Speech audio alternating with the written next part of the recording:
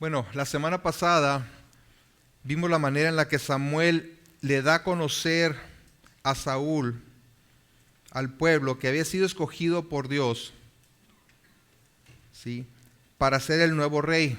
Esto lo hace únicamente con Saúl.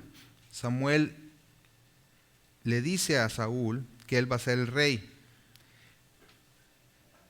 Y obviamente pues podemos apreciar la sorpresa de Saúl al enterarse de eso.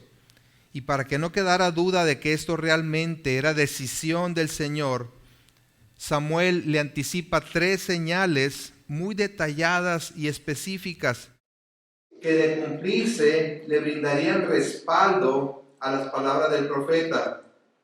Y al mismo tiempo se esperaría que le daría confianza a Saúl para llevar a cabo la nueva tarea. Él debía darse cuenta que, si bien es cierto que no estaba preparado para eso, Dios lo capacitaría y estaría con él para llevar a cabo la tarea. Las 3 señales se cumplieron al pie de la letra. Y además, tal como se le había anticipado, el Espíritu de Dios vino con poder sobre Saúl, mudando su corazón y capacitándolo para profetizar junto con el grupo de profetas que Samuel le había dicho que se iba a enfrentar. Hasta este momento, insisto, solamente Samuel y Saúl sabían de tal designación. Algunos sospechaban que algo estaba pasando. Algunos habían visto a Saúl actuando de una manera completamente distinta a su modo natural de actuar. Entonces Samuel convocó al pueblo para dar a conocer al nuevo rey, y esto es lo que veremos hoy. Anteriormente vimos la unción privada o la confirmación privada que le dio Samuel a Saúl de que sería el rey. Hoy veremos su proclamación pública como rey, su proclamación pública, ¿sí? Comenté la vez pasada que la instalación de Saúl como rey se realizó en 3 etapas distintas. Primero, de manera privada, después su proclamación pública y en tercer lugar su investidura por todo el pueblo. Entonces hoy estaremos cubriendo la segunda de estas etapas, la proclamación pública como rey. En Salmos 3, versículo 8, dice: la salvación es de Jehová. Sencilla, pero contundente, ¿verdad?, que se repite por toda la Biblia de distintas maneras. De cierta manera, la esencia del mensaje de Dios. La salvación es de Dios. Para el pueblo de Israel, en el Antiguo Testamento, la salvación tenía que ver principalmente con ser liberados de la opresión de sus enemigos.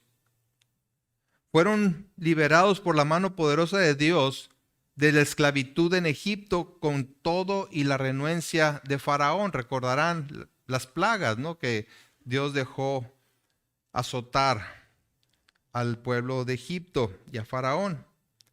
Fueron liberados una y otra vez de la opresión de sus vecinos en la tierra de Canaán. La última vez fue la gran victoria que Dios le dio sobre los filisteos y que hemos estado repasando aquí en el libro de Samuel.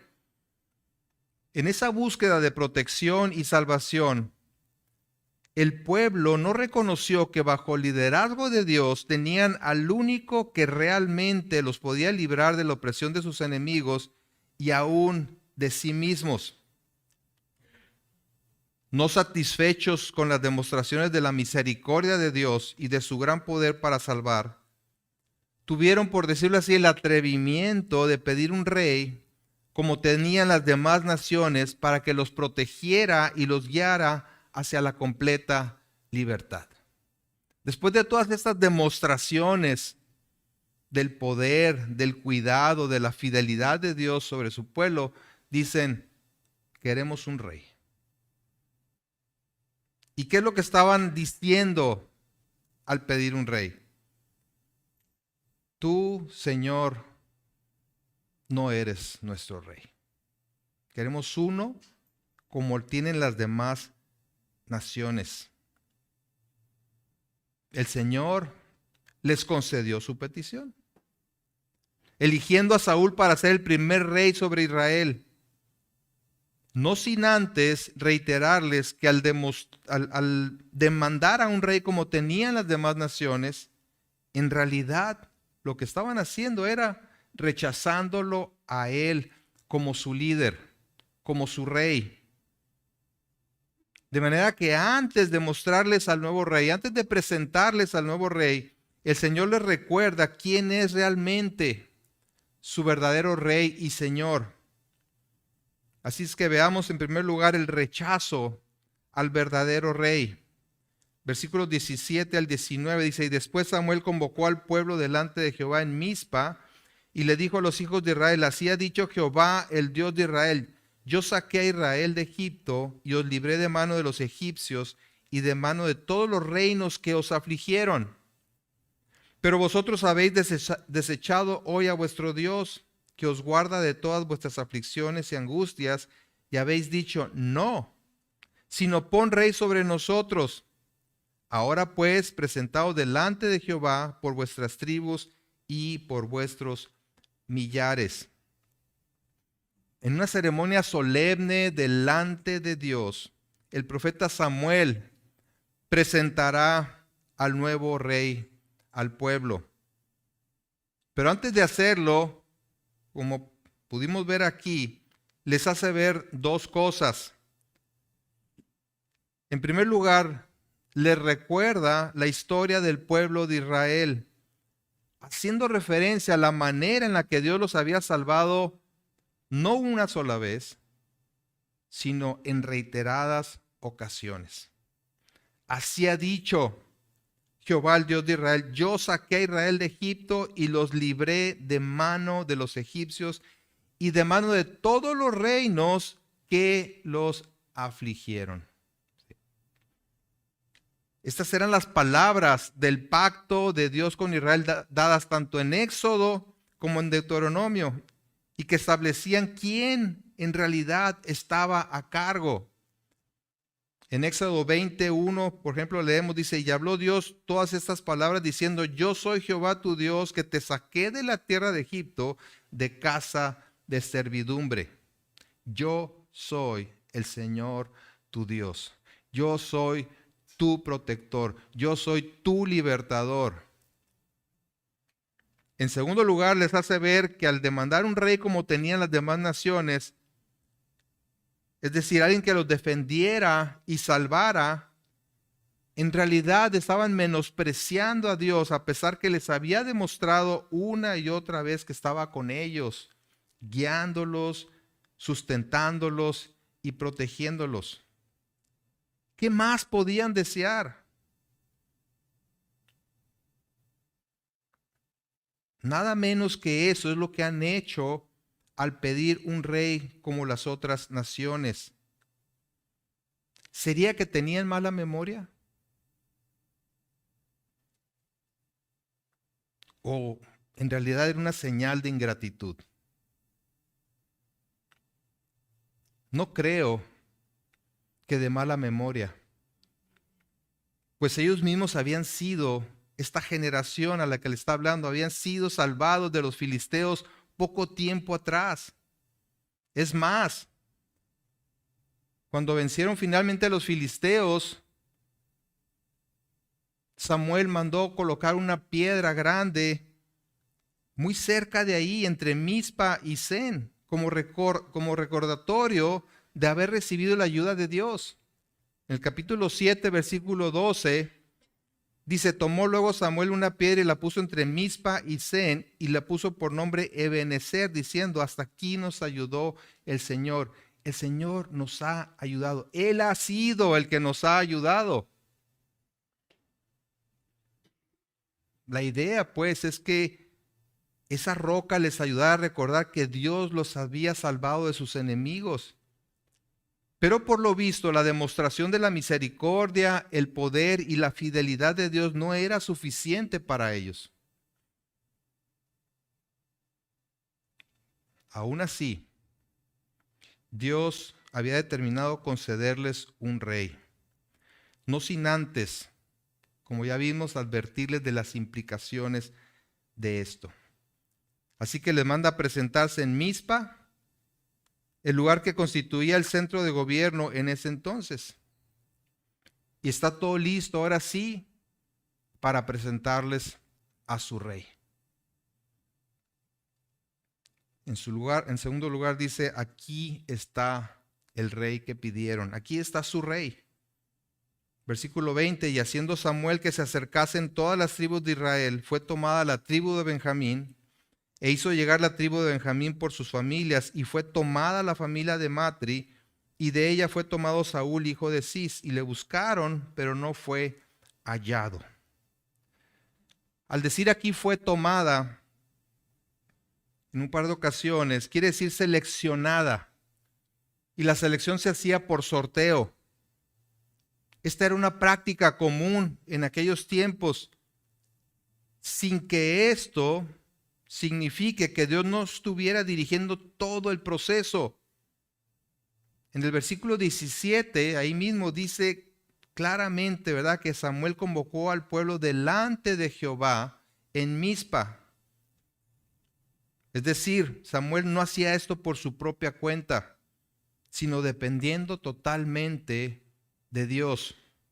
Era un profeta fiel a Dios. Y así como en este caso anteriormente, la tierra de Canaán fue asignada por sorteo también. Las suertes decidieron el destino de los dos machos cabríos en el día de la expiación. Eso está en Levíticos. Y aún el culpable, responsable de la derrota de Jai, fue descubierto por el mismo método en Josué. Las decisiones alcanzadas fueron aceptadas como definitivas porque el Señor estaba dirigiendo el resultado. En Proverbios 16:33 dice, la suerte se echa en el regazo, mas de Jehová es la decisión de ella. El último uso registrado de este método de sorteo en las Escrituras está en Hechos 1:26. Cuando eligieron al sucesor de Judas, había que designar a alguien que tomara el lugar de Judas Iscariote, que se mató, ¿verdad? El traidor. Y dice que les echaron suertes y la suerte cayó sobre Matías y fue contado con los 11 apóstoles. Ahora, esto no quiere decir que nos agarremos nosotros lanzando la moneda para tomar cualquier decisión, ¿verdad? Haciendo un sorteo para ver si vamos aquí o vamos allá, hacemos esto, hacemos lo otro. Tenemos la palabra de Dios, ¿verdad? La palabra profética más segura que nos guía a tomar decisiones. ¿Okay? Pero en estos casos, así es como se usaba y Dios dirigía ese proceso. Así llegaron hasta la familia de Cis y específicamente a Saúl. Fueron descartando y pum, pues el elegido es Saúl. Y esto para que el pueblo viera que no era una designación de Samuel. Sí, porque bien pudieron haber pensado, no, pues aquí viene el dedazo, ¿no? Samuel nos quiere imponer a este hombre. No. Él ya sabía por revelación de Dios que era Saúl, pero aún así dirigió todo el proceso otra vez delante del pueblo para que no le fueran a atribuir que él lo escogió. Pero resulta que no aparecía Saúl. Estaba escondido. ¿Por qué se escondió? Pues no lo sabemos, ¿no? Pero creo que no es difícil imaginarse que Saúl estaba aterrado. O sea, se le venía una responsabilidad grandísima. No tenía ni la menor experiencia para llevarla a cabo. Entonces, cuando empieza a ver que la cosa de coro se acerca a su familia, pues va y se esconde. ¿Sí?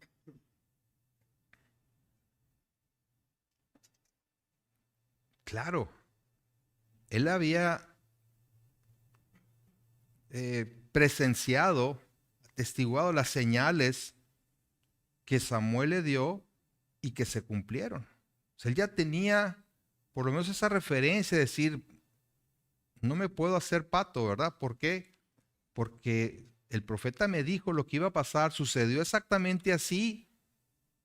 Dios inclusive mudó mi corazón, me llevó a hacer cosas que no acostumbraba a hacer, como profetizar. Pues lo normal hubiera sido, pues entonces esto viene de Dios. Y asumo esto como algo de Dios, pero en lo, digamos, en lo natural, yo creo que estaba muerto de miedo. ¿Y a poco no nos pasa a nosotros? Sí, porque podemos ser muy, muy duros, ¿no? Con Saúl y decir cómo si tuvo todas esas indicaciones, esas señales, esas demostraciones, va y se esconde. Porque sabemos que el Señor está con nosotros. Si estamos en Cristo, sabemos que el Espíritu Santo está con nosotros y que nos capacita para hacer lo que nos pide. Pero con frecuencia nos detenemos por temor a no hacerlo bien, por temor a ser rechazados, a ser ridiculizados, a ser afrentados, perseguidos, etc. Confiamos más en nuestras capacidades o incapacidades y nos resistimos, ¿verdad? En lugar de confiar en el Señor y en su poder, que si nos manda a hacer algo, nos capacita para hacer eso. ¿Cuál fue la reacción de Moisés cuando el Señor le dijo que fuera a hablar con Faraón? ¿Recuerdan? Vamos a Éxodo capítulo 3.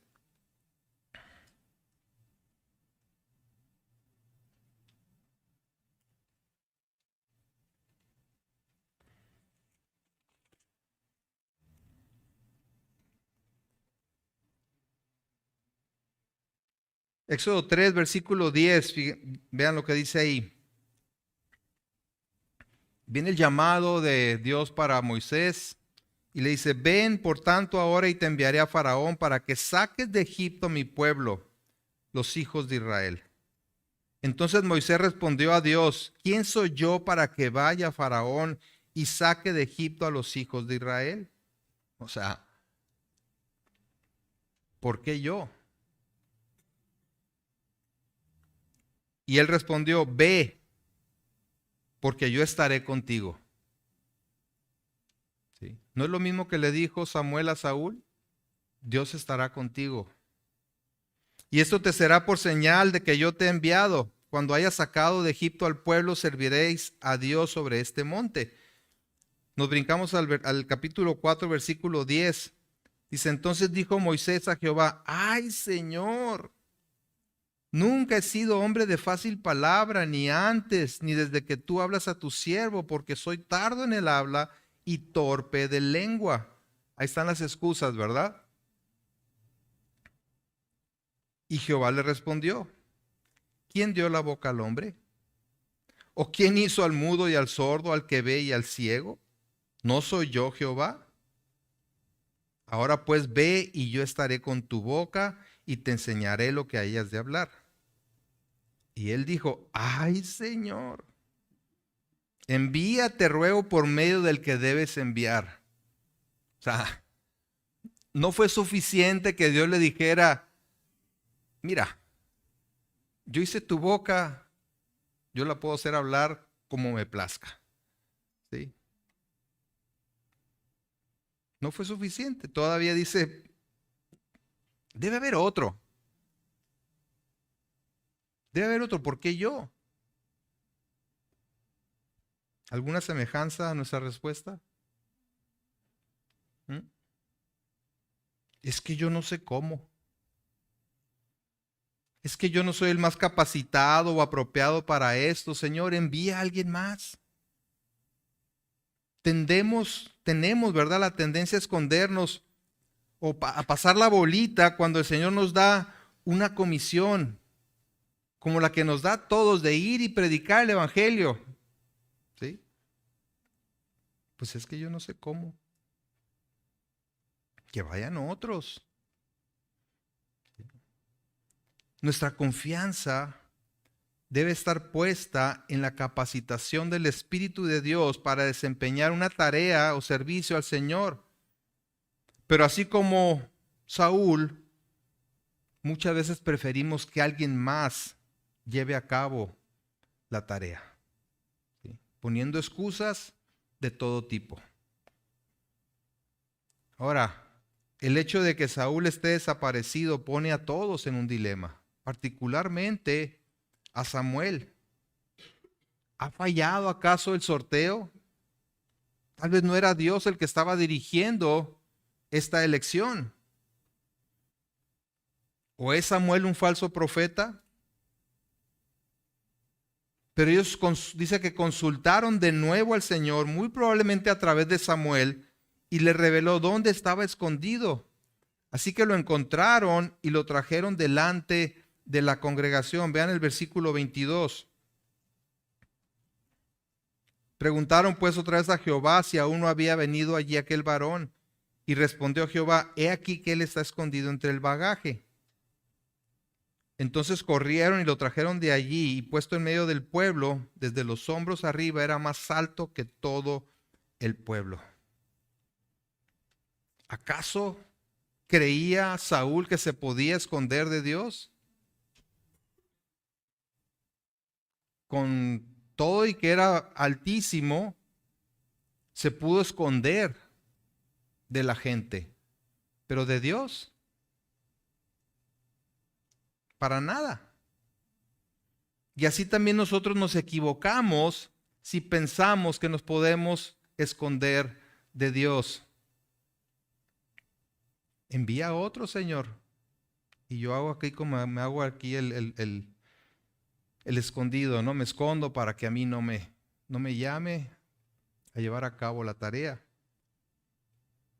El Salmo 139:7 dice: ¿a dónde me iré de tu espíritu? ¿Y a dónde huiré de tu presencia? Si subiere a los cielos, ahí estás tú, y si en el Seol hiciere mi estrado, he aquí, allí tú estás. Dios sabe dónde estamos. Por supuesto. Él sabe qué hacemos. Él aún sabe qué pensamos. A Él no podemos engañarlo, ni podemos huir de sus planes para nosotros. ¿Recuerdan a Jonás? ¿Sí? ¿Qué dijo? Antes de que tenga que ir allá, porque yo sé que Dios me va a mandar para allá, me voy para acá. ¿Sí? Lo más lejos posible.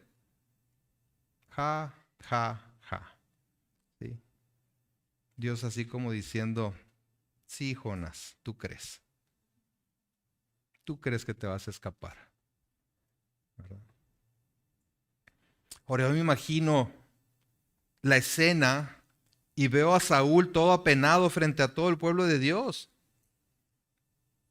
Pero al verlo, todos se asombraron por su físico impresionante. ¿Querían a un rey? Vean al que Dios ha escogido para ser su rey, tal como lo querían, un hombre que impresionara externamente. Versículo 24, y Samuel dijo a todo el pueblo: ¿habéis visto al que ha elegido Jehová? ¿Que no hay semejante a él en todo el pueblo? Entonces el pueblo clamó con alegría diciendo: ¡viva el rey! Lo más probable es que Samuel haya sido un tanto sarcástico. ¿Sí? Dice: Dios les ha concedido lo que pidieron. Un rey como tienen las demás naciones, un hombre que impresione a los enemigos y no se amedrente ante un Goliat, ante los gigantes de Anac. Es decir, un varón físicamente deslumbrante, imponente. Pues aquí lo tienen. Esto querían. He aquí el hombre.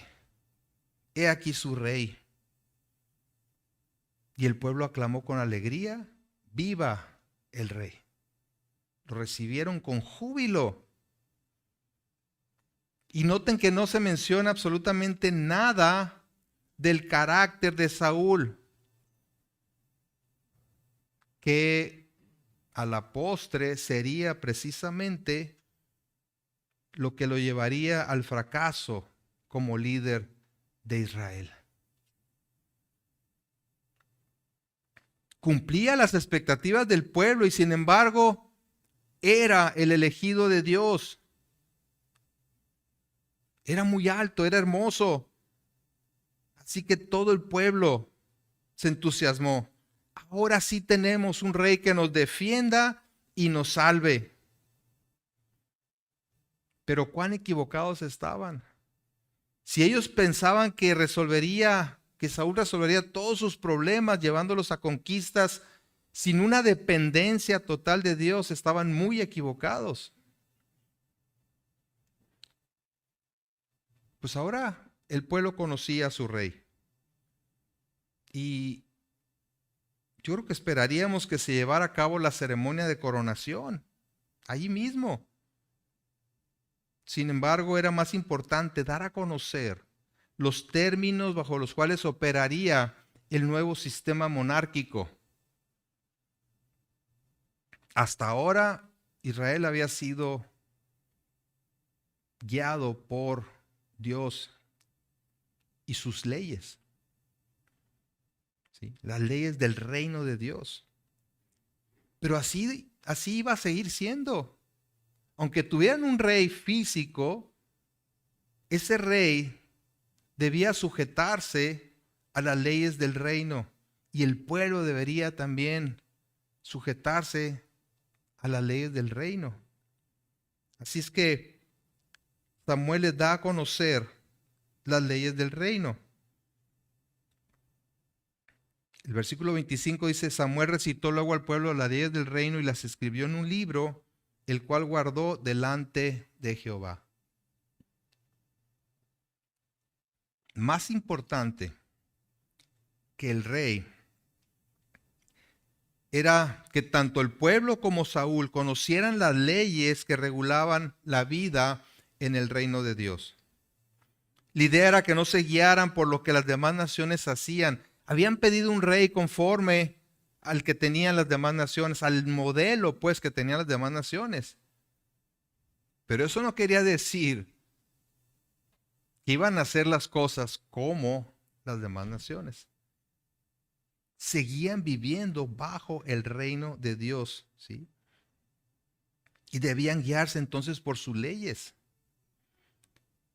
En Deuteronomio capítulo 17 están registradas las condiciones para este nuevo gobierno monárquico. Deuteronomio 17, versículo 14.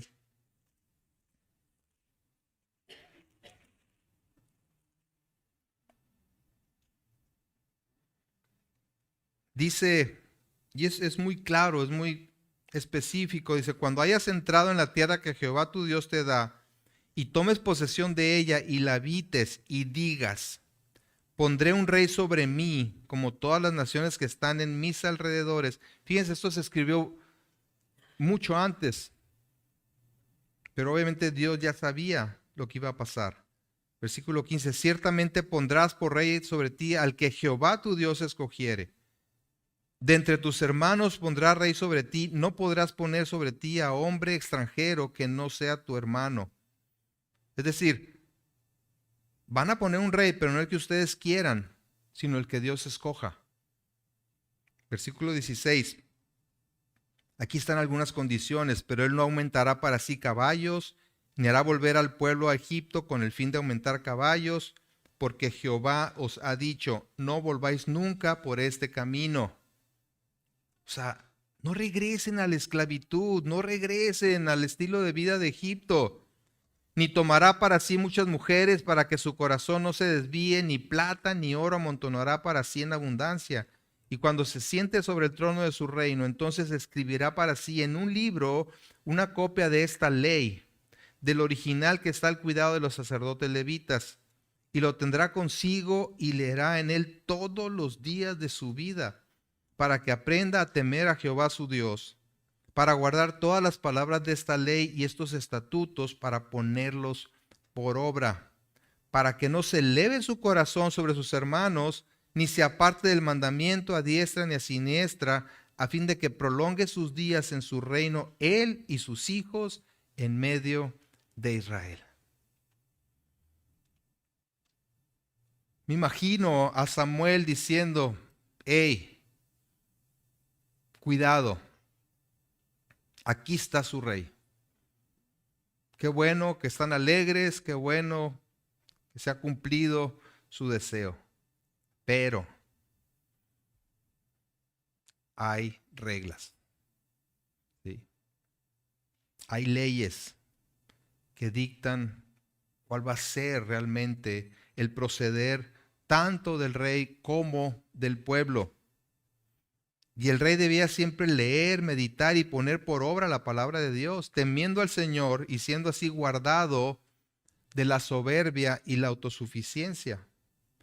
Saúl no reinaría apoyado en su propia prudencia y sabiduría, sino en la palabra de Dios.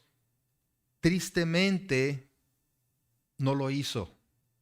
Y eso lo vamos a ir viendo más adelante, cómo fue en declive Saúl como rey, precisamente por no hacer esto, por apoyarse en su propia sabiduría, en su prudencia. Es que yo creo, yo sé mejor que Dios.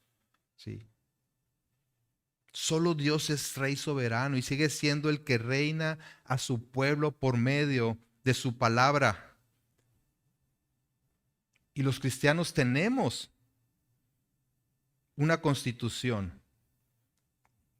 Esta es la Biblia. Esto es lo que nos rige. Y nuestra obligación, nuestra responsabilidad es, como le dijo aquí en Deuteronomio, leer todos los días.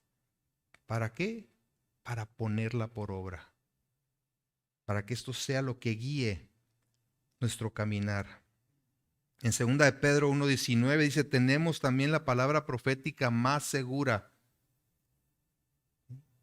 que es la palabra de Dios, a la cual hacéis bien estar atentos como a una antorcha que alumbra en lugar oscuro hasta que el día esclarezca y el lucero de la mañana salga en vuestros corazones.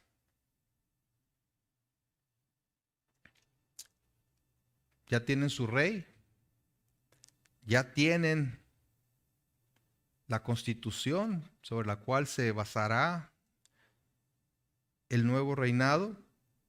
Ahora veamos la respuesta hacia el nuevo rey. La respuesta del pueblo hacia el nuevo rey. Una vez dadas a conocer las leyes del reino, Samuel da por concluida la asamblea. Versículo 16. Envió Samuel a todo el pueblo, cada uno a su casa. Saúl también se fue a su casa en Gabá, y fueron con él los hombres de guerra cuyos corazones Dios había tocado. O sea, es curioso, ¿no? En lugar de llevar a cabo una ceremonia de coronación, Samuel despide la asamblea y manda a todo mundo a su casa. No sé, tal vez Samuel y los demás se habrán quedado sorprendidos, preguntándose qué debían hacer. Saúl, pues ya soy rey ¿y qué? ¿Dónde está el trono? ¿Dónde está el palacio? ¿Dónde está la corte? O sea, no, Saúl, vete a tu casa. En otras palabras, espera en el Señor. Espera que el Señor te diga lo que vas a hacer. ¿Sí? Y al retirarse, Saúl fue seguido por aquellos hombres, dice aquí, hombres de guerra cuyos corazones Dios había tocado. Hombres que temían a Dios y que consideraban un deber ser leales a su rey. Pero como suele suceder, no todos estaban convencidos del liderazgo de Saúl, y es así como algunos le tuvieron en poco. El versículo 27 dice, pero algunos perversos dijeron, ¿cómo nos ha de salvar este? Y le tuvieron en poco y no le trajeron presente, mas él disimuló. Dice ahí el comentario, ¿verdad? Que procede de unos perversos. Lo que dijeron viene de unos perversos, así lo llama. Literalmente hijos de Belial o hijos de iniquidad, quienes no ocultaron su desacuerdo con el nuevo rey puesto por Dios. El hecho de que sean referidos como perversos es un indicador de la rebelión interna de algunos que no querían un rey subordinado a Dios y sus leyes, sino uno que se sujetara a ellos, a sus caprichos, a sus deseos, a sus expectativas. Y el comentario no tenía nada que ver con las capacidades de Saúl. Todavía no era rey, todavía no actuaba como rey. Ni sus incapacidades, porque tampoco había demostrado que no podía. Su rebelión era porque no creían que Saúl los podría guiar a la liberación total y estaban en contra de las leyes del reino que había dado a conocer Samuel. Si así son las condiciones, ¿sabes qué? Nosotros queremos uno como el de las demás naciones. Un rey diferente. ¿Sujeto a Dios? No. ¿Qué podían esperar de un rey sujeto a la palabra de Dios? ¿Acaso los podía defender de sus enemigos? Y aunque la actitud de esos perversos no era la correcta, la respuesta a la pregunta es que ni Saúl ni ningún otro hombre realmente podía salvarlos. Y este es el punto, que la salvación es de Dios y solamente de Él. De manera que la salvación que ellos esperaban no se las podía ofrecer este rey. Pero no estaban desechando a Saúl, y eso es lo que hay que tener bien claro. No estaban desechando a Saúl, estaban desechando a Dios. Porque había quedado claro que ese hombre era el que Dios había escogido para ponerlo por rey sobre ellos. Y al rechazarlo a él, rechazaban a Dios. ¿Acaso no habían aprendido la lección? ¿No les quedaba claro que Dios era quien salvaba? ¿Cuál había sido la experiencia más reciente con los filisteos? Cuando fueron en sus fuerzas, aun cuando tomaron el arca del pacto como un amuleto, les fue muy mal. Pero cuando dependieron del Señor, el Señor los libró de sus enemigos, les dio la victoria sobre sus enemigos. Les gustase o no, Saúl era quien Dios había escogido para ser rey sobre su pueblo.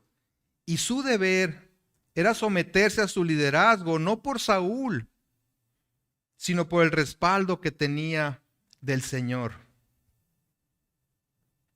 Pero esta actitud no era nueva. La vemos en el pueblo hebreo rechazando a Moisés mismo. Moisés, a quien Dios envió a liberar al pueblo de la esclavitud en Egipto, y por medio de quien Dios manifestó su poder con tremendas obras y milagros para sacarlos de Egipto, para guiarlos a través del desierto. Y sin embargo el pueblo se rebeló una y otra vez en contra de Moisés. Antes de ser martirizado, Esteban, dice ahí en Hechos capítulo 7, que le dice a los judíos: Hechos 7:35.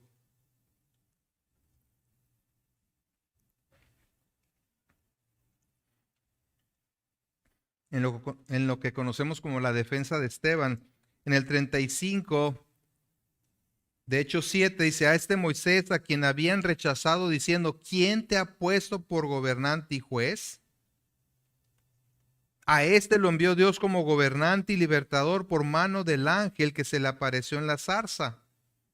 Este lo sacó, habiendo hecho prodigios y señales en tierra de Egipto y en el Mar Rojo y en el desierto por 40 años.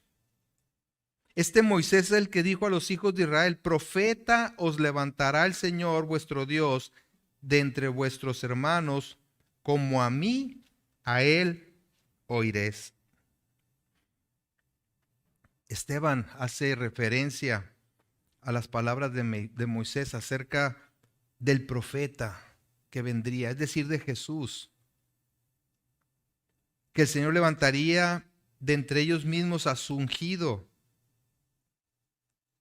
y que a él debían escuchar. Pero ¿qué pasó? Que al igual que no escucharon a Moisés, al igual que se rebelaron en contra de Moisés, tampoco quisieron escuchar al Salvador. Y cuando alguien rechaza a Dios como su Rey y Salvador, sencillamente no se puede salvar. ¿Por qué? Porque la salvación es de Dios. Es el único que puede salvar. Y esa salvación la ha dado a través de Cristo. En Hechos 4:12 queda muy claro, dicen, y en ningún otro hay salvación. ¿En cuántos? En ningún otro hay salvación, porque no hay otro nombre bajo el cielo dado a los hombres en quien podamos ser salvos. ¿Sí? No hay otro. Entonces la pregunta hasta cierto punto de los opositores ahí de Saúl estaba bien planteada, ¿verdad?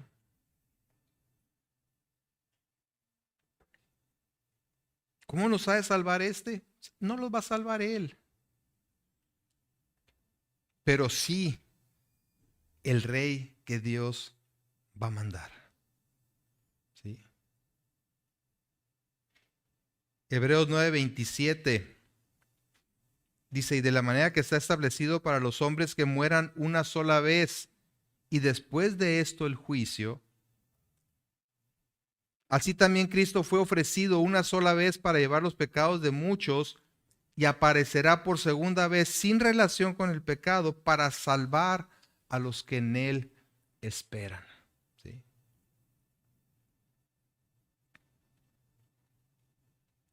Y en Apocalipsis 7:10 dice, y clamaban a gran voz diciendo, la salvación pertenece a nuestro Dios que está sentado en el trono y al Cordero. ¿De quién es la salvación? De Dios y de Cristo, ¿verdad? Al igual que con Saúl, hay algunos cuyos corazones Dios ha tocado para confiar en Jesús como su Rey y Salvador. Pero hay otros que lo desprecian y dicen, ¿cómo nos ha de salvar este? Lo vemos narrado ahí en los evangelios.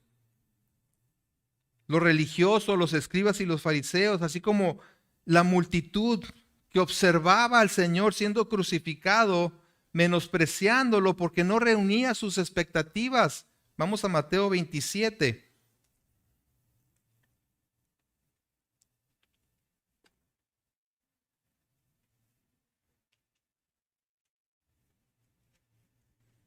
Mateo 27, versículo 39 en adelante. Dice,